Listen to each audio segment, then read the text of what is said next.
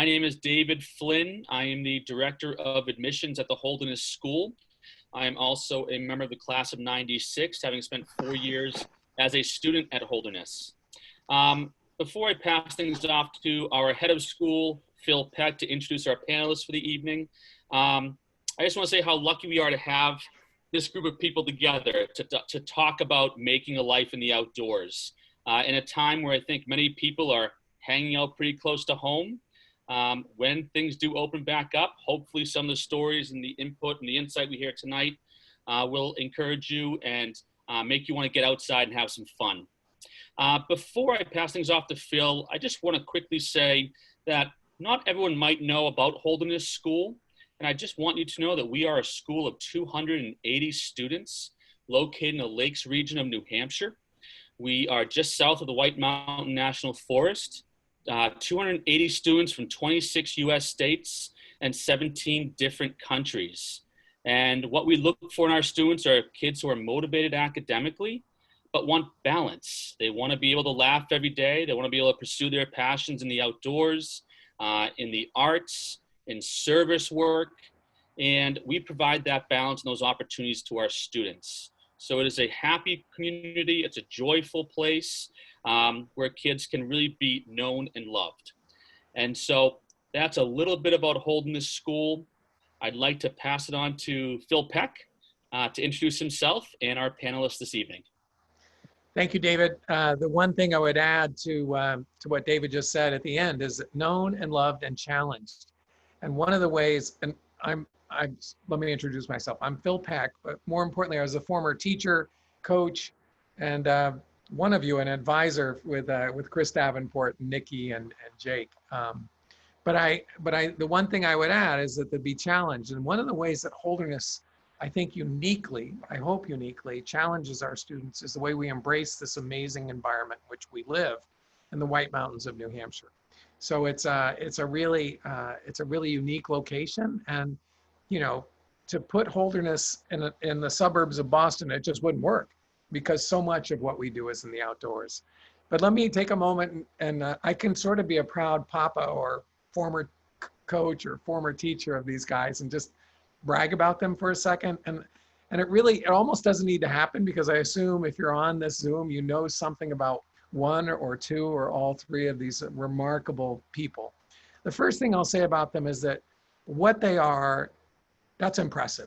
The things they've accomplished is remarkable. But the thing that I am most proud of is who they are. These are just amazing human beings who are other-centered, who love the outdoors and embrace it, but that doesn't define them. And they are just really special individuals. So I'm humbled and honored and excited to be with them tonight and to introduce them. So first, two of them, Chris and Nikki, are class of '89s. I had a chance to coach each of them in two, if not three, sports during their tenure at Holderness. So we were very close. And I had a chance to teach Chris in Sino-Soviet studies. But now, oh my gosh, so I'm so lucky to have Chris not only as a current parent and a parent of an alumnus. You're not that old, Chris. I don't know how that happens. But you're also, he's one of my bosses. He's on the board of trustees. So he's one of the folks who helps guide the future of Holderness. And one of the reasons we brought Chris on was his passion for the outdoors, his incredible expertise with snow sports and skiing. But Chris is considered one of the world's most accomplished big mountain skiers and mountaineers. Chris is a two-time world extreme skiing champion and the first person to ski all of Colorado's 54 14,000 footers in 1 year, and wrote this incredible book that you need to read if you haven't. It's amazing. He's a member of the U.S. Ski Team and Snowboard Hall of Fame, the Colorado Snow Sports Hall of Fame.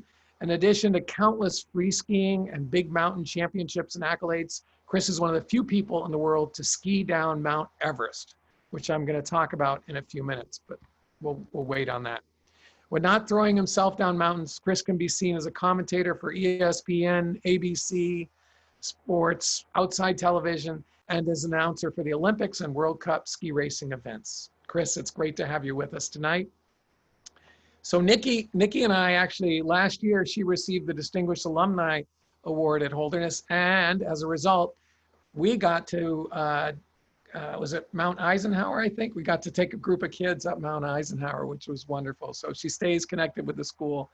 And she is one of the most distinguished ultramarathoners in the world. She's a 3-time winner of the Western States 100 and the only person in history of the race to place in the top 10 in 10 attempts. 100 miles. Nikki and I met in New York City for an event. I think I don't want to get the who is that for, Nikki? Who is the, what was the?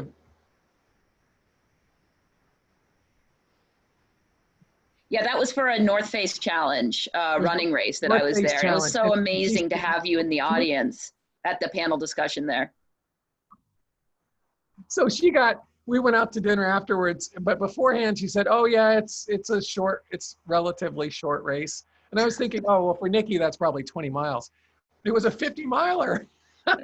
So anyway, she is, it's incredible to watch what she's done and who she is. But Nikki won the 100-mile national championships, beating the course record by just 3 hours.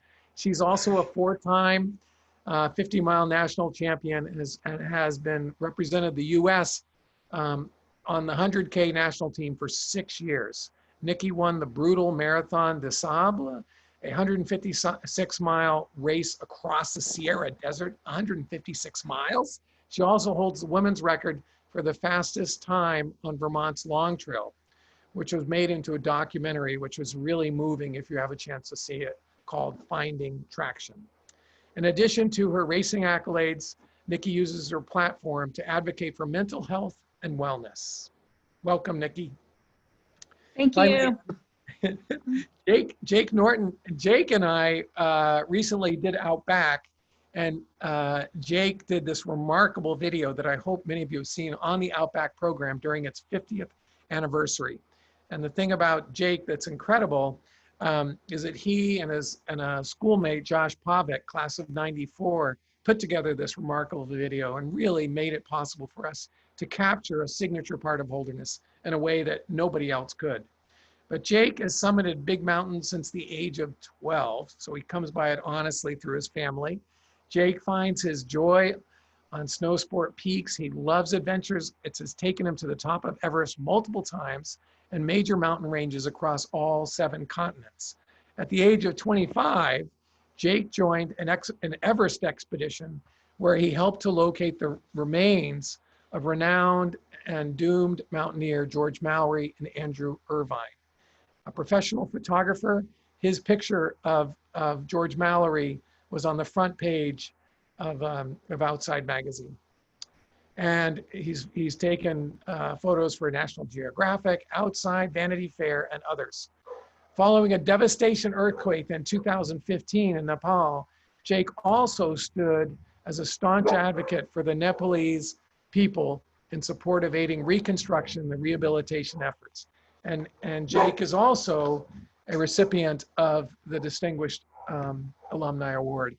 One of the things I want to say about both of these folks, I mean all 3 of these folks, is that Holderness prides itself on our programs and what we do to make humble but confident individuals. And I am so proud of the way these folks represent that for us. So I want to shift now and give you just one story. As I said earlier, we embrace the outdoors at Holderness. It's very much a part of it. And I'm going to tell a story that involves Chris, but it could have involved any of them. And I want Chris to correct me because I tell this story all the time.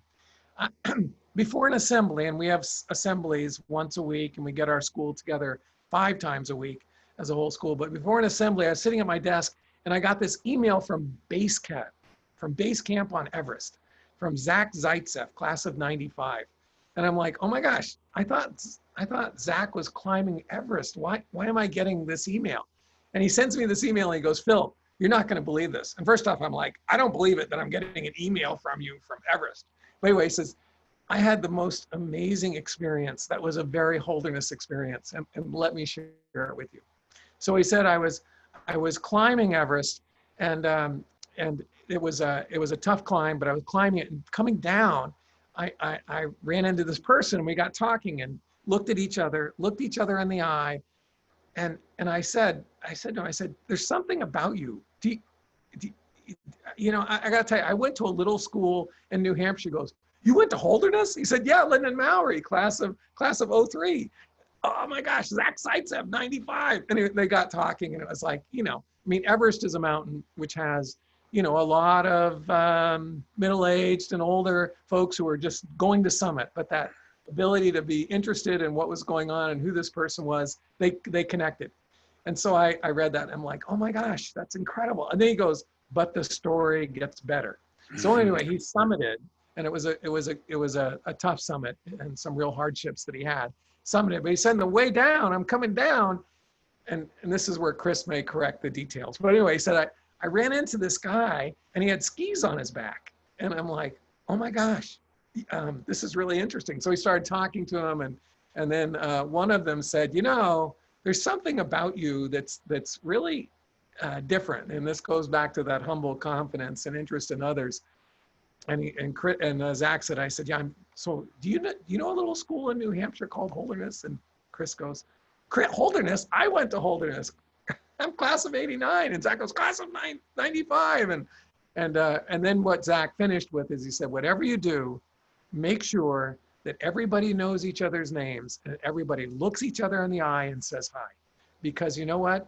That matters. So that's sort of is a metaphor for what Holderness is all about. That it's, these are really impressive things that these individuals have done, but it's not what they've done, it's who they are as individuals. But before we move on, Chris, do you want to correct my my factual details there? Well, like all things at high altitude can be kind of fuzzy, so it sounds good to me. That's about how I remember it. But it was so cool that Lyndon Mallory and Zach Zaitsev and myself were all on Everest that particular year. And this has happened to me time and time again over the decades, where I've been on various continents and big mountain ranges, and I'll run into somebody and get to talking, and it'll be a Holderness alumni. So the story, it goes far beyond that particular trip. And I'm sure it's happened to Nikki and to Jake as well, that Holderness just prepares people to be strong-willed and confident in going out and traveling and exploring and seeking challenges. And so it's not a surprise, really. I mean, it is a surprise when it happens, and then you go, okay, yeah, that makes sense. You're a Holderness kid. Of course you'll be up here on Mount Everest. So it's great. Thanks for sharing that story. Oh, thanks for making it possible. So David, you want to outline what we're going to be doing the next 45 minutes or so? Yeah, absolutely. So I have a number of questions here I'd love to ask, but I also want to encourage our guests to use the chat and feel free to ask questions, and I will make sure to ask those of our panelists. But I will get things going here and start with a softie. Just curious how your outdoor experiences that started at the Holderness School, how do they help prepare you for your future? Who wants to go? I'll start her off. Listen, I was an outdoorsy kid, and I loved skiing. My parents were skiers, and we skied in New Hampshire and Mount Washington Valley, and we'd go up to Tuckerman Ravine and climb Mount Washington in the summer, and on and on and on. So when it came to the opportunity to look at a boarding school, I looked at a number of them across New England, but only one really resonated with me. Only one had a great ski team. Only one had an outback program. Only one had this campus with incredible trails. It was a no-brainer. I'm glad I looked at other schools, so I got perspective. But as a kid who was just curious about the outdoors and who was also curious about his own potential, perhaps as an athlete, maybe I didn't think of myself as an athlete at the time, but by the time I was a senior or a junior or a sophomore at Holderness, I definitely did. It was the perfect choice. So yeah, that's how it happened for me, David. I think mine's similar and different. Holderness was the only school I applied to. And I think, I grew up being a cross-country ski racer, and that was my life. I mean, I don't remember a time before thinking about being an Olympian, a goal I never made in cross country skiing. That was my thing, and I didn't know anything about private schools or boarding schools, except that I went to races all around New England, and it was the Holderness team that really stuck out to me. And there were other very much more ski-oriented schools like Stratton and Green Mountain Valley School and others, but the Holderness ski team just demonstrated this sort of poise and confidence and welcoming attitude that I didn't get from everybody else. I mean, I think the other ski schools, everything was skiing. It wasn't also just being good people and being interested people. And it was the Holderness team that brought me to Holderness. That's awesome. Nikki, just so you know, on average, about 20% of our enrollees only apply to Holderness, so you weren't alone. Oh, that's really interesting. 20%. So what would that statistic be for other schools? I mean, I would think most kids would be like applying to 4 or 5 or more or something like that. It's pretty typical. They apply to a number of schools, but I just think that combination of that academics and our location and the opportunities in the outdoors, it's really unique. It's really unique. Yeah, and same for me. Like Nikki, it was the only school I really looked at or even thought I'd consider. My sister, as you guys all know, went there, and I had gone up and visited. I was already into the outdoors, but fairly lacking confidence in it. And meeting people like Chris and Rob Frost. I stayed in his room when I toured, and Tion Vanderland, and people who were kind of godlike to me as a young kid, looking at the outdoors and knowing that me and ball sports never got along all that well. I was good at striking out and other things like that. So having a place that I could go where there was going to be an emphasis on the outdoors that I could dive into, that it wasn't just about traditional team sports. And in fact, I would say in the most beautiful ways, Holderness isn't about traditional things at all. It teaches you both from an institutional and an individual standpoint to think out of the box, to do things differently, to think critically and creatively. And I know we'll get into some of this, but for building a career in the outdoors, I think those are some of the most critical skills.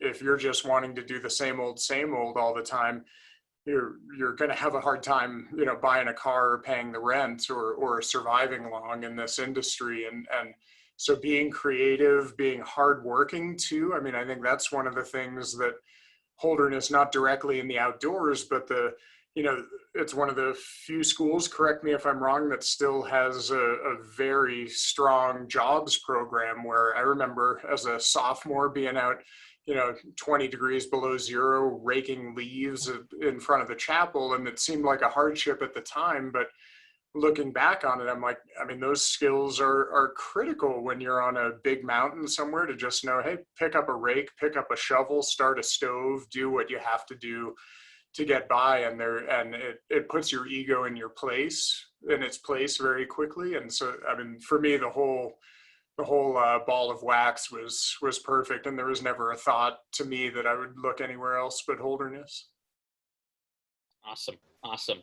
And kids do still rake leaves, just so you know that, and that's a good thing too.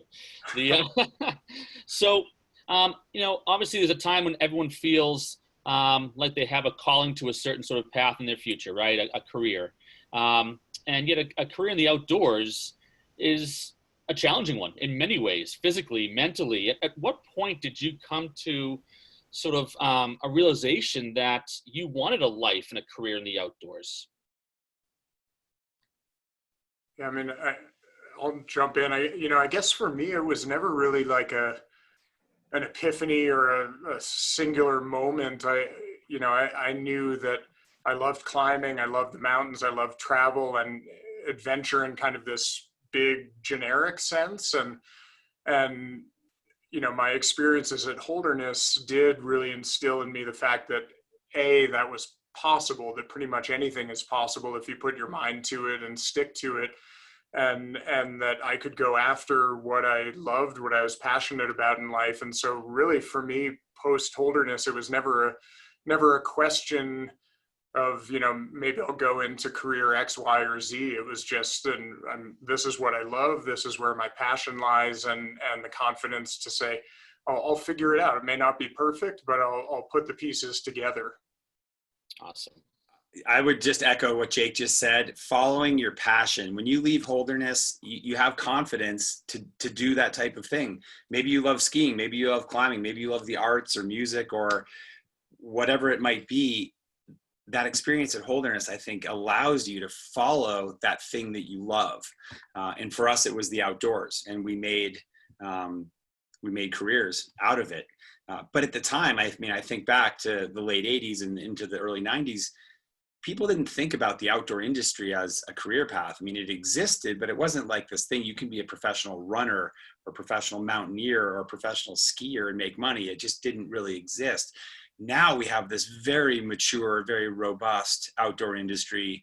I think it's over 7 million jobs that exist in the outdoor industry, and it's hundreds and hundreds of millions of, or no, billions of dollars in revenue for the country and the states that this takes place in. And it's a real thing. So now people are actually leaving school going, I want to do this. I want to do that. It really exists.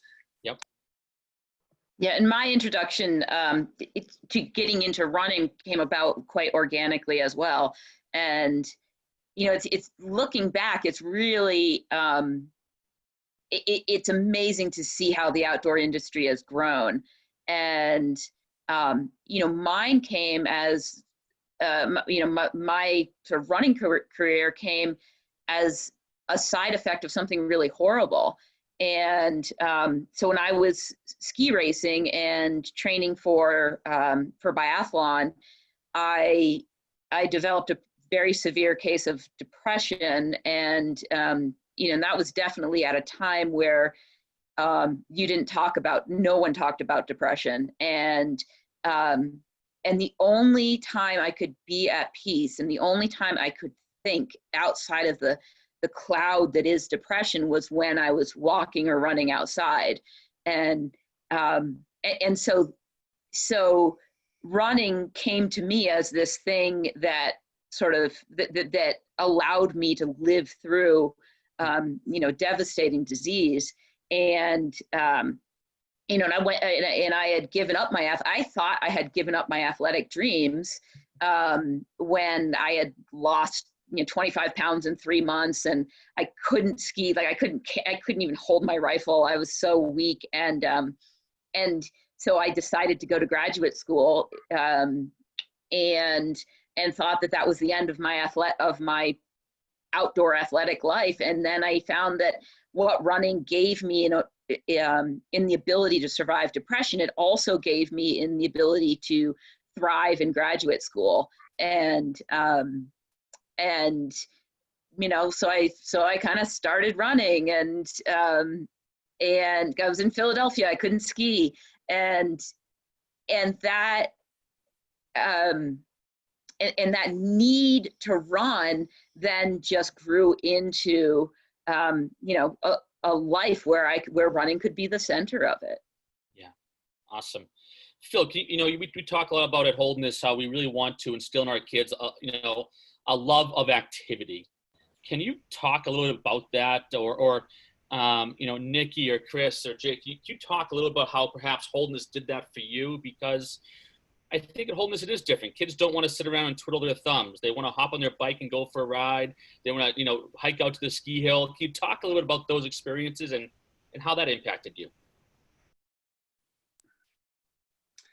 I mean, there's no time to sit around and twiddle your thumbs. It's just, academically you're busy and it's exciting and fun, and you have a bit of time to go and eat some food at Weld, and then you are off to whatever sport it might be. I am still so thrilled that Holderness is a 3-sport school, and they're encouraging or or requiring all of the students to participate in each season that they're there. I think that's, Phil, correct me if I'm wrong, something that is sort of falling by the wayside as time goes on with a lot of these schools. And you don't have to be an athlete to go to Holderness, of course not, but you're required to participate in these wonderful sports. And at the end of the day, you're doing your homework and you're tired. You've had a full day every day. I mean, I remember I couldn't wait for a Sunday morning, except in the winter, because of course we were still skiing, but to sleep in just a teeny little bit.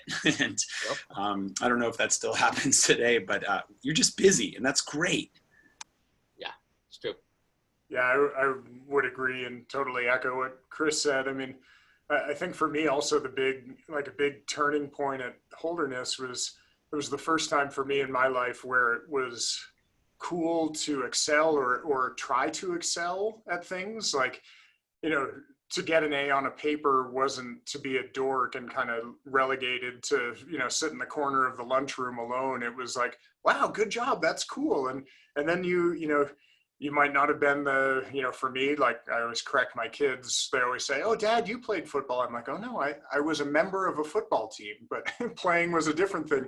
But it was still cool to be, it was encouraged and expected to give everything your all. And, you know, whether it's raking leaves, doing dishes and weld, you know, going into the classroom or going out, you know, on the ski hill or whatever. And that was, I mean, I think that's something really unique. And again, to echo Chris, like there wasn't time, nor was it really tolerated to sit around and twiddle your thumbs and just goof off. And that's, you know, I'm sure we all grumbled about it because we were teenagers and you're supposed to grumble about things. But looking back, I'm like, that was one of the greatest gifts in my life, to just, you know, keep going after things and staying active. And and Nikki, you know, same thing. I mean, that with depression and struggles, you know, knowing that the outdoors are out there, and if you just can get off the couch to go out into them, that's been, you know, my huge help for me in my life as well. And I don't think I would have found that or had that as much in my life without Holderness. Awesome. Yeah, agreed. And I think Holderness was so ahead of its time, I think, you know, during the 80s, going to school in the 80s, that, you know, now there is research showing the mental health and cognitive benefits to being physically active. And, you know, I don't think that was something that was stressed in schools at that time. And of course, when budgets get cut, phys ed and the arts are the things that get cut first. And, you know, Holderness at a time when it wasn't sexy to think that being a good athlete would help you to become a really good student, was still committed to that. And, you know, it was, and it's just, I think those of us who graduated from Holderness, just knowing that that was an important part of our lives, that we just knew we had this need even before, you know, psychologists and counselors and even teachers really knew. That's a really special thing. Yeah. So what's interesting, just to reflect what you all are saying, is that Holderness is a school, and it's a competitive, you know, well-respected school, but the way that we embrace the outdoors, I think, is really unique. And two things: one, and taking risk. I can't imagine a school. We just did our 50th year of Outback, and for those of you on the call who don't know what Outback is, it's a 10-day Knowles type program in the White Mountains with 4 feet of snow on the ground, where you prep the kids for 4 days in the woods, and then you have a 3-day solo where you're, you know, we take care of, you know, we make sure they're okay, but they're all by themselves, and then a 3-day trek at the end.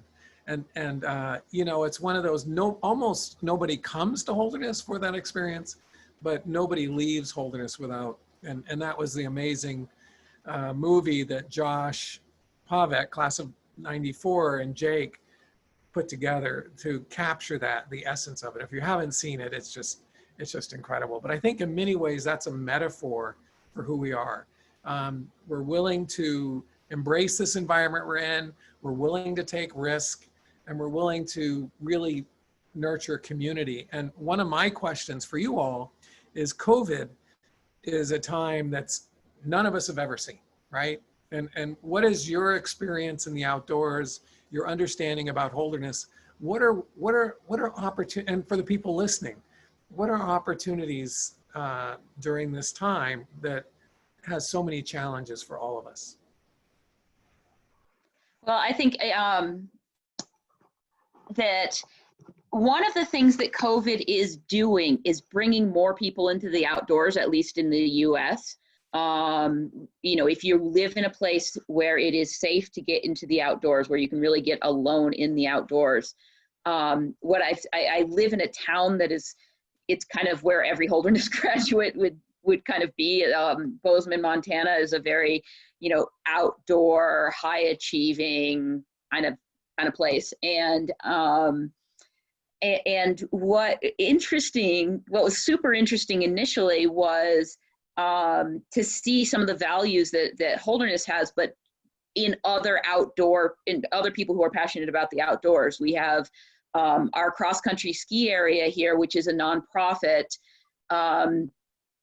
that as soon as the shutdown happened, they decided they would groom every day as long as they could and make it free for the entire town, anybody who wanted to come up and ski. And with skis on, you're 6 feet from each other just with your equipment. So it was really beautiful. And it was beautiful to see people coming into outdoor sports who had never been outside of the gym before. And, in our physical therapy practice, we're definitely seeing people who had never run before because they're trying to, help their mental health and do something with the time that they would be in a gym. And I love that there's that synergy in my life between my profession as a physical therapist and as a runner, in that I'm able to really help people who have decided that the outdoor running and biking is what they want to do. They don't want to go back to the gym.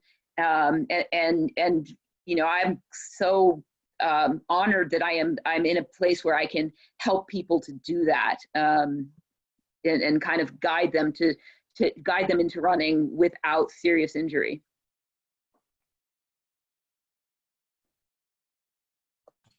Yeah, Nikki, I've seen the same thing. In what it's showed me and showed all of us is in times of crisis, when people have access to nature and to the outdoors, they go there. I work with a large number of outdoor brands in the ski and climbing and mountaineering space, and everybody is seeing record numbers, whether it's bicycle sales or RV sales or running shoe sales or hiking and camping gear. People this last 5 months want to get outside. It's this incredible connection. So it's been great to see, like you in Bozeman, we here in the Roaring Fork Valley in Aspen in Colorado, also the ski company groomed the mountains, even though they were shut down, so people could skin up and ski back down, which was incredible. And I was just out on my road bike today, and this has happened to me every single day, like all summer. I can't believe how many people are out cycling. I've never seen anything like it. The golf course is packed. The trails are packed. People are climbing 14ers. It's just really incredible to see the response. And I just want to temper that statement by saying, sadly, it's not, the access is not there for everybody in our country. And I wish it could be, but I think there's something to be said for Holderness students that come out as leaders that can help further that cause.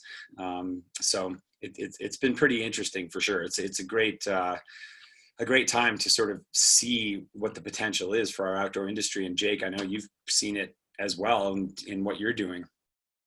Yeah, no, it's definitely, seeing the increase in people out, hiking, climbing, doing whatever. It's great. I love seeing it and seeing people, being responsible out in the wild lands that we're so lucky to have out here, but also almost more importantly at this time, just getting out. And to your point, Chris, about, we're like you guys, I'm really lucky that I've got, millions of acres of national forest in my backyard. And I know a lot of people don't have that.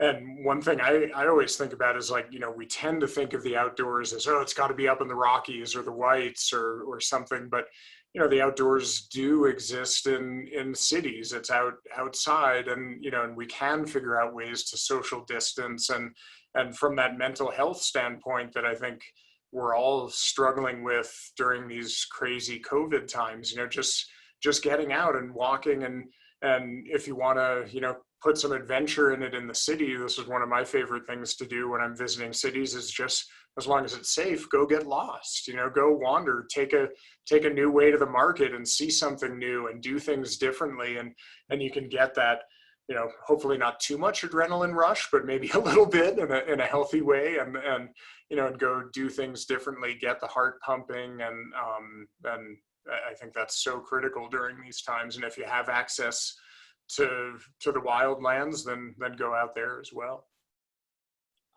Awesome. So I'd like to sort of get to the heart of this. You've all had these really cool adventures. I'd love to hear about some of your more memorable experiences, perhaps a harrowing experience, or perhaps a funny experience on a mountain, on a trail, whatever it might be. I'm sure you have a few stories to tell. Who's going first? You go for it, Chris. Okay, yeah. Age before beauty, Jake. We are the senior senior class, 89 versus 92. I've got a lot more gray hair than you, though. I know. What's going on?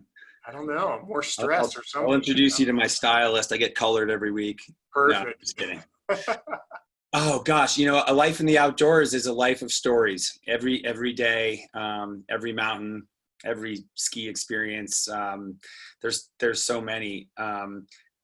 I will share one that's not, it's not a personal experience. And Phil, you'll really appreciate this. I was driving back to Colorado from California, I guess 5 or 6 days ago.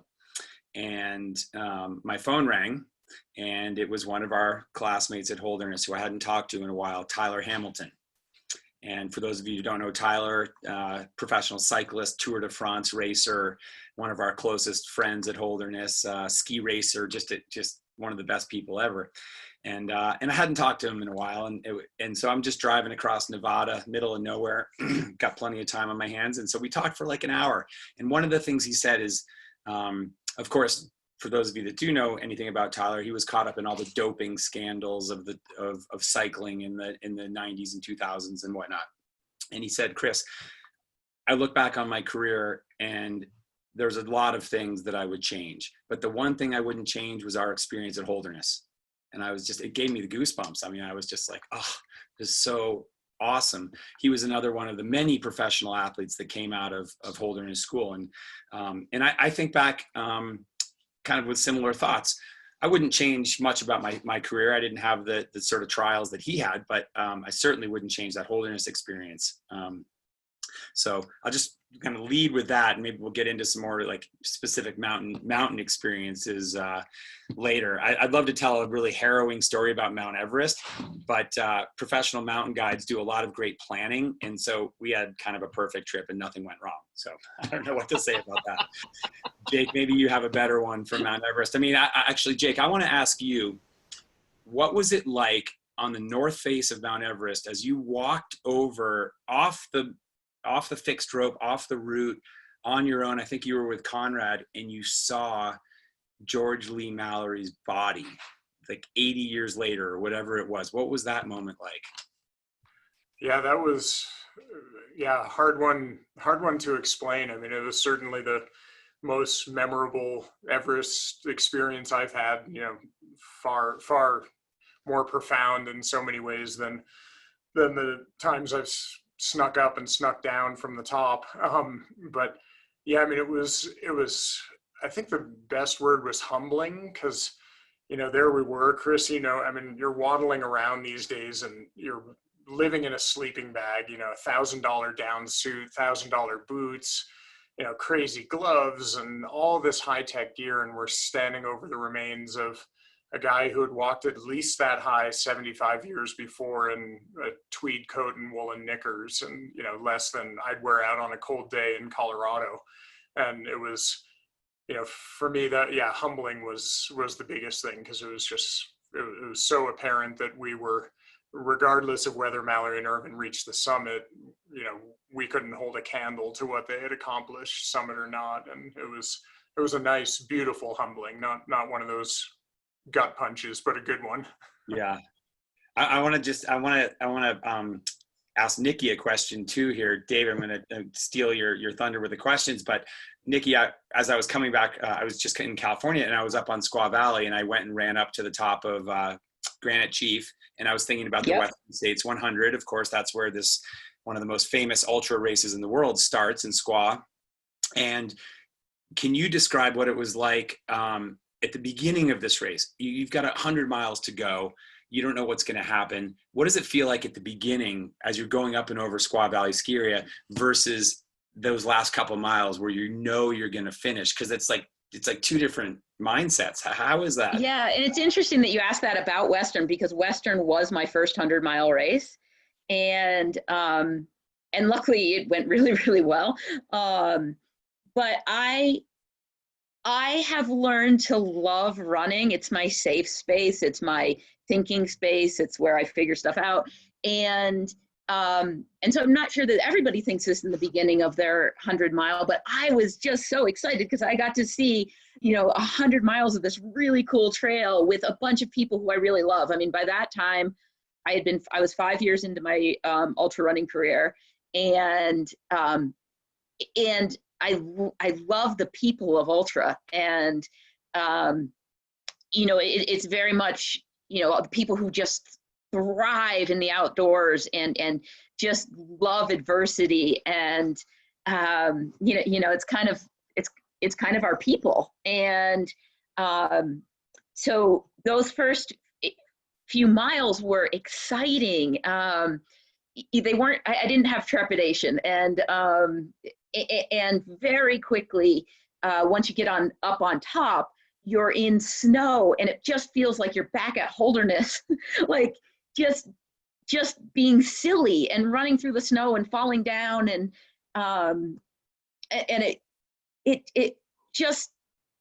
it was just everything that I wanted. Everything about the outdoors sort of coming together at once. And I actually remember early in the race, hooking up with Tim Tweetmeyer, who has run the race 25 times. And Tweet was giving me a tour of that area as we were going along. And he pointed out, he's like, oh, and there's where Royal Gorge is, which is the first place I ever went to U.S. National Championships as a junior.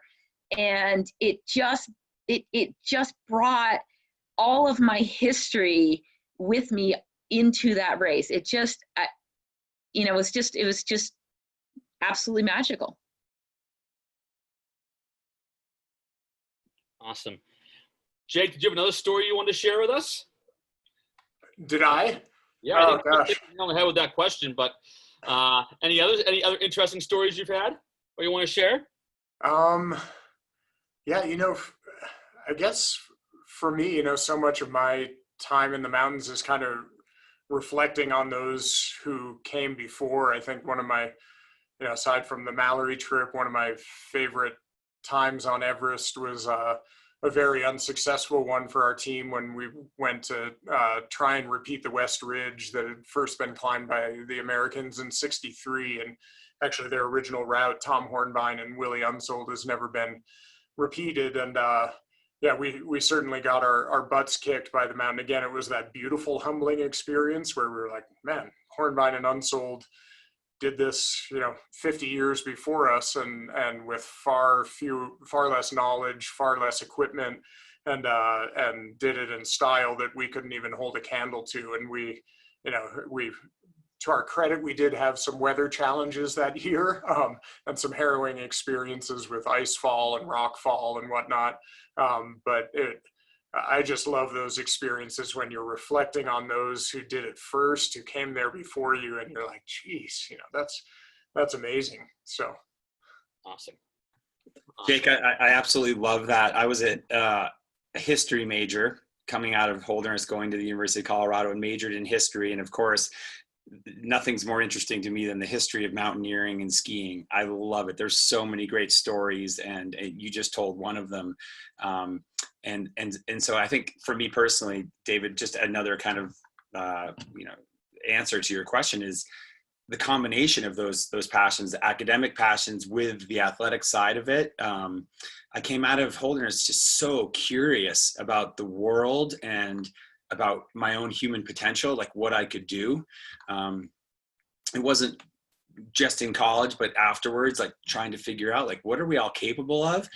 And I think back on it now, and it was like Holderness really instilled that in us, because we all sort of cheered each other on. We all supported each other, all the teams, all the people doing individual things. And I think that's just something very unique about the culture of the school. And I don't know why it is, but it just encourages this amazing sort of support of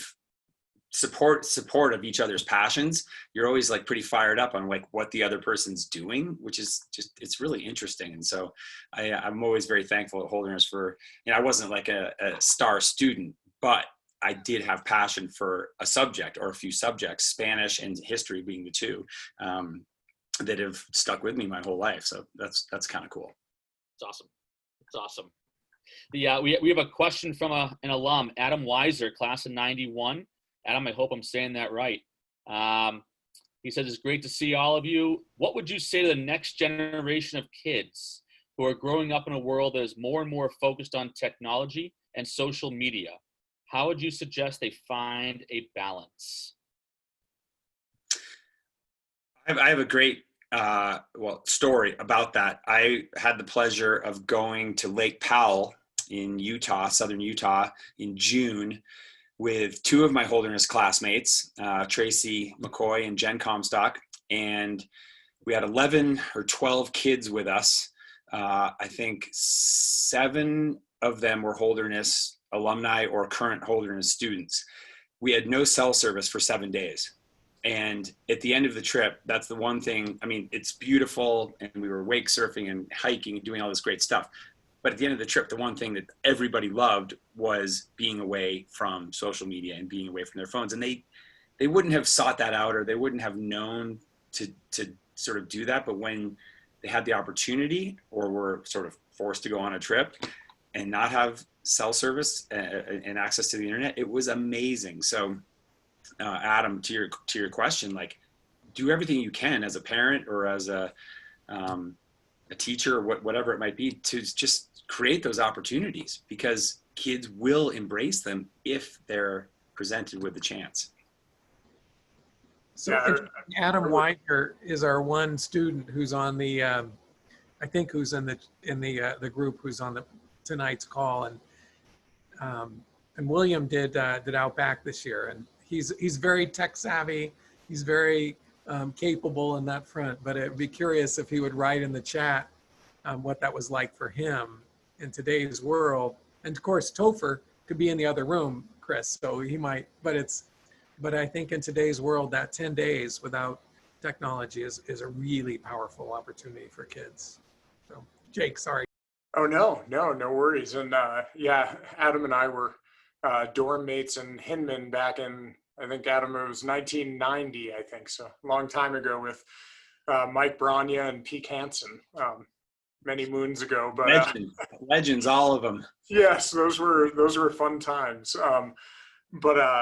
Yeah, I mean, I'm sure we all are, struggling with that with our own kids, with other kids we know, and like you, Chris, I mean, I've been lucky enough to be able to take our kids not only back into the backcountry in Colorado, but on a couple trips to Nepal where you're pretty disconnected, and yeah, they resisted at first, but then suddenly there's like this cathartic experience where they're not consuming life, they're experiencing life. And that's what we're always trying to tell our kids, like, especially on the social media front. Sure, there's a lot of creativity, but a lot, I think there's also just a lot of consumption of other people's creativity that becomes somewhat mindless and addictive, certainly. And when they get that feeling of breaking away from it, and we do as adults, of truly cutting that cord and going out and saying, all right, I'm not going to consume someone else's life. I'm going to create my own experiences that then maybe will be shared later on, but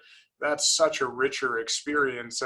But it takes that bold and somewhat brave first step to cut the cord, to walk away from the cell signal, to leave the phone at home, unless it's your GPS, which mine often is, but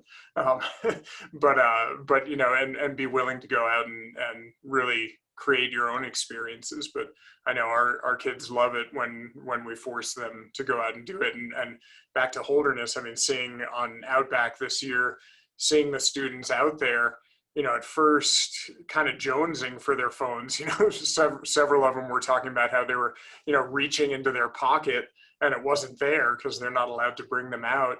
But by the end, they were all, without an exception in my experience, just thrilled that they had that break and that recess of sorts from the onslaught of technology. I agree. And I would say anything Holderness can do to encourage more separation from access to the internet, whether it's social media, or, you know, we need it for school, for classes and for education, but I think that's really attractive to potential students, parents, families that want to come, and they say, oh gosh, there's this separation between the internet and the kid, because nowadays every parent wants to have their kid using their device less. So, you know, Phil, I've told you the story of my sister when she brought her son there, and I think he saw that maybe some kids were playing video games, and they were kind of like, huh, is that a thing? Well, it turns out it is a thing at all schools. There's access. And I thought to myself, you know, if there was less of that, it'd probably be good for everybody. Yep. And just speaking frankly here, not to throw all of us under the bus at the school, but I mean, it's just the way it is. Yeah. Yeah, no, I think that's why a moment like the Outback program is so important, and having times when you aren't connected. William's point was a really interesting one. And for all of you who don't know this, the way the Outback program worked this year is it was on March 9th, we headed into the woods. If we had left a day later, we wouldn't have left. So the kids left on March 9th to one world, and they came back in to a totally different world. And we had to debate about whether we would, when would we tell them? Because the adults, of course, were getting information that things were changing, and I had to curtail my trip, and thank goodness for Josh Pavic, who jumped in and covered my group. But, you know, it was a different world. And so we decided we would tell them the night before they came in, which, you know, I've had about 10 kids tell me that was good timing, but and we were worried they're going to feel like we'd been misled or whatever, but it turned out, I think, to be the right thing to tell them the night before. But I can't even imagine what it was like to leave with the world being one way and to come back in and have such disoriented. But it's certainly to never be forgotten. It'll be amazing. Phil, I think we need Nat Faxon to write a movie script about that right there. Exactly. And who's Nat Faxon, Chris? Well, Nat Faxon was a Holderness graduate who went on to be an incredible television and film producer, a Hollywood producer. The names of his famous shows are escaping me. Jake or Phil, maybe you can jump in, but he's done extremely well, and he was a great guy. Yeah. He won an Oscar for The Way Back with George Clooney. And then he has some funny ones out there too. So right, yeah. It's good. But you know, William Klaus actually says that with regard to OB, you know, when we left the world and it collapsed while we were gone. That's how he sort of remembers that, and I think that's a fair way of putting it. We have a couple minutes left here, and I'd just love to sort of hear, you know, in what ways do you see this sort of lifestyle changing in the years to come?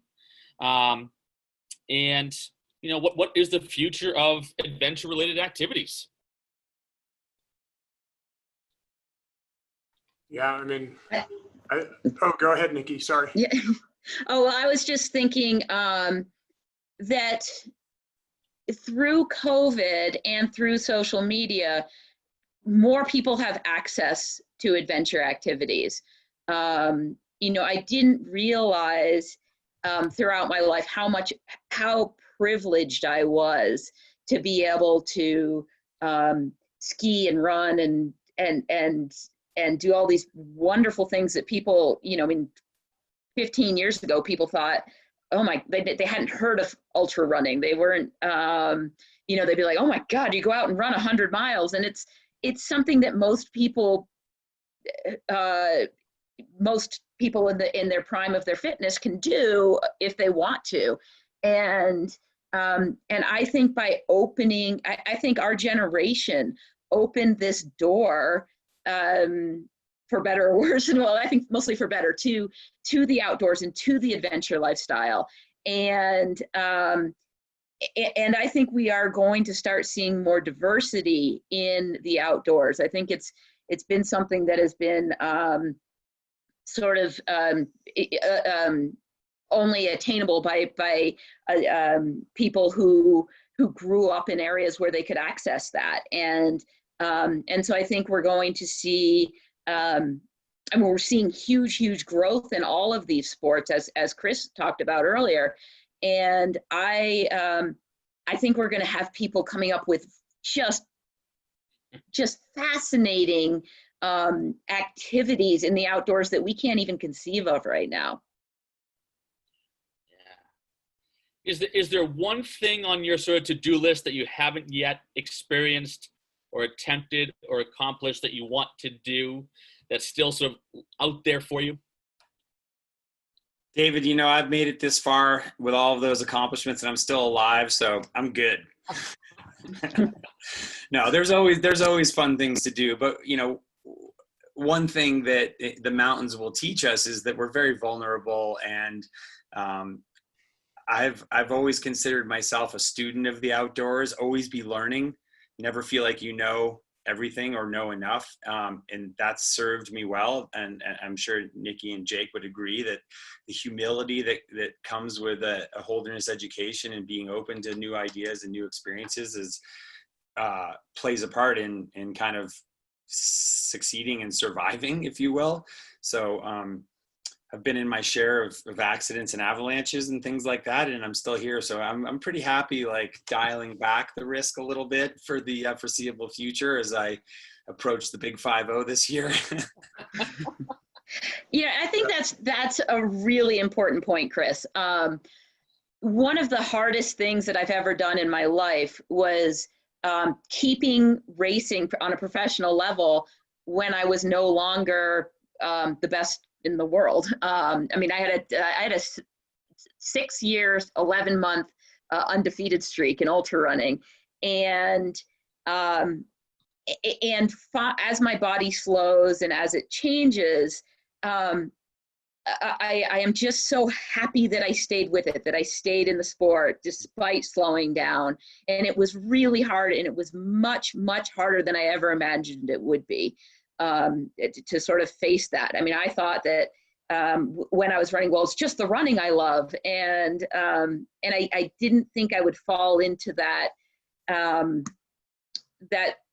that sort of ennui of not being able to perform like I used to. And I think, you know, being at the, you know, having finished my professional running career, I just have to think about things differently. And I think that's okay. And I think it's, you know, finding new ways to love the outdoors in a body that can't do what it could do that's my next adventure.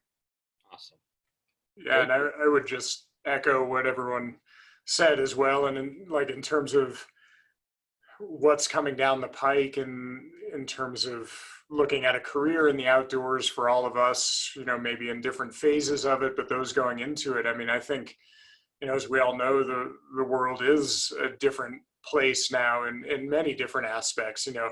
We were lucky enough to, not have to worry about COVID if we wanted to go to South Asia to climb peaks in the Himalaya or ski peaks or run and that, that may be a very different arena going forward. And likewise, to be totally honest, the outdoors is a realm that has been out of reach of a lot of people, both in the US and around the world. And I think those two things make me think that going forward in the outdoors is going to be an exercise in really getting creative and looking, on the personal level, what are the opportunities that are in my backyard rather than 20,000 miles away? And also, how do I help bring people into what I love in the outdoors, running, skiing, climbing, all of those combined, who don't have that access regularly? How can I help, bridge some of those gaps? And I think those are really critical components going forward. And anyone who's looking to get into the outdoors, I think it needs to really think creatively, think outside the box. And again, back to Holderness, I think that's something that is taught so well. Both the institution of Holderness leads by example on that, and then we're all taught that in the classroom, on the field, just doing things differently and thinking about how to be creative in every pursuit. Awesome. So David, can I just say one thing? I just want to thank everyone for being here, but can you see what I said earlier about it's not what these folks have done, but who they are? I mean, just the other-centeredness and the humble confidence that you witnessed tonight makes me a very proud head of school, and very thankful that I had these amazing friends as my students, and now I'm a student of theirs. So thank you. I want to thank everyone for joining us tonight. To learn more about Holderness, please visit holderness.org. And we will send out a copy of this. We did record this evening to you, so you have it, and some contact information. But thank you to Nikki, to Chris, to Jake, Phil. A lot of fun, and I know there's a lot more stories to be told. Have a great night, everybody.